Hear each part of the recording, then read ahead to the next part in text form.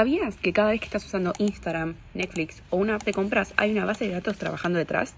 Este jueves voy a dar una clase express con 2 profesoras invitadas donde vamos a hablar de qué son las bases de datos y cuáles son sus tipos principales. Si te interesa, escríbeme y te paso el link.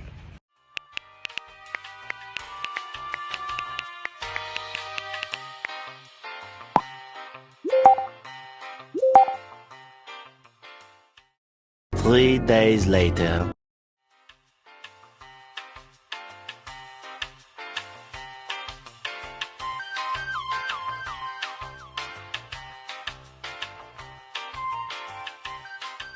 Bueno, hola, bienvenidas a la clase del día de hoy, que se va a tratar sobre bases de datos. El día de hoy vamos a estar hablando un poco de qué es una base de datos, si hay distintos tipos y vamos a hablar también de las características principales. Prometemos hacerlo simple. Aunque algunas palabras técnicas van a aparecer, pero no se asusten. Vamos con lo simple. ¿Qué es una base de datos? Una base de datos es un conjunto de información organizada que pertenece a un mismo contexto y se guarda de una manera digital para poder consultarla, analizarla o modificarla fácilmente. No es solo una lista suelta de datos, está estructurada de forma lógica para que se pueda buscar todo rápido y sin errores.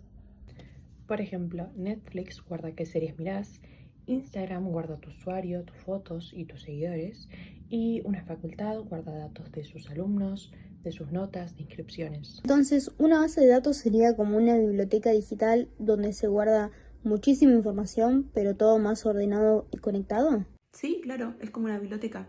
Cuando uno busca un libro por un autor o por el título, ahí está toda la información organizada y relacionada para que puedas encontrar lo que necesitas en segundos. Ahora bien, según cómo funcionan, las bases se pueden clasificar en estáticas o dinámicas. Martu, ¿qué son las bases estáticas? Bueno, una base de datos estática es una base que no cambia constantemente y funciona principalmente solo como lectura. Los datos se cargan una vez y se usan especialmente para ser consultados. Solamente pueden ser modificados de forma manual. Unos ejemplos claros serían, por ejemplo, una lista PDF con clientes archivados, un registro que antes era de papel y que fue pasado a Excel, o un archivo con datos históricos que casi ni se tocan.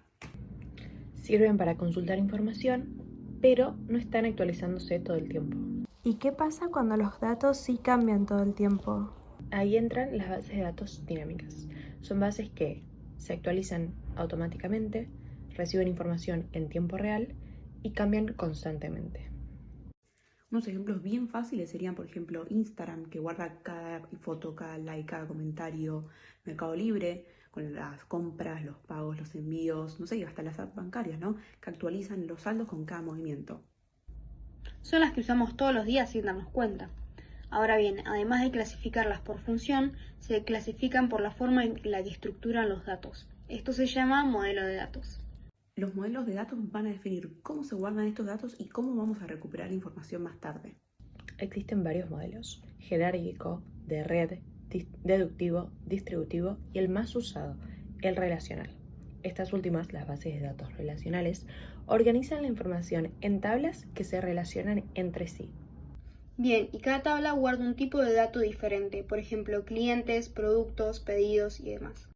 Y a su vez, estas tablas están formadas por dos partes principales, los campos y los registros. Por un lado, los campos, que son las columnas de la tabla, tienen un nombre único y un tipo de dato asociado, como por ejemplo nombre, apellido, edad y demás. Y después, por otro lado, están los registros, que son las filas de la tabla, y cada una de ellas representan un conjunto completo de datos, que es básicamente la información de una persona, un producto o un objeto real. Y por último, en cada registro se completan los valores de cada columna, que a veces estos datos están vacíos, entonces se los llama valores nulos. Ahora bien, una tabla se puede conectar con otra utilizando un identificador único, ¿no? Por ejemplo, en un colegio debe haber una tabla de alumnos, una de materias, una de notas, y todas estas se pueden relacionar entre sí utilizando el ID del alumno como clave primaria para poder identificar a cada estudiante de una manera única. Así evitamos repetir información y todo queda organizado. Entonces, las claves primarias sirven para identificar cada registro dentro de una tabla y están las claves foráneas, las cuales sirven para vincular datos de una tabla con registros que pertenecen a otra. Otra característica de las bases de datos relacionales es que podemos recuperar toda la información haciendo consultas, que nos permiten buscar, ordenar o filtrar todos los datos que nosotros necesitemos de una manera rápida y flexible. Por ejemplo, podemos pedirle al sistema que nos muestre solo los clientes que viven en cierta zona de la ciudad o todas las ventas que se hicieron un día en específico. Además, estas bases pasan por un proceso que se llama normalización. Este proceso sirve para organizar bien las tablas, evitar que se repita información y que la base funcione de la mejor manera posible.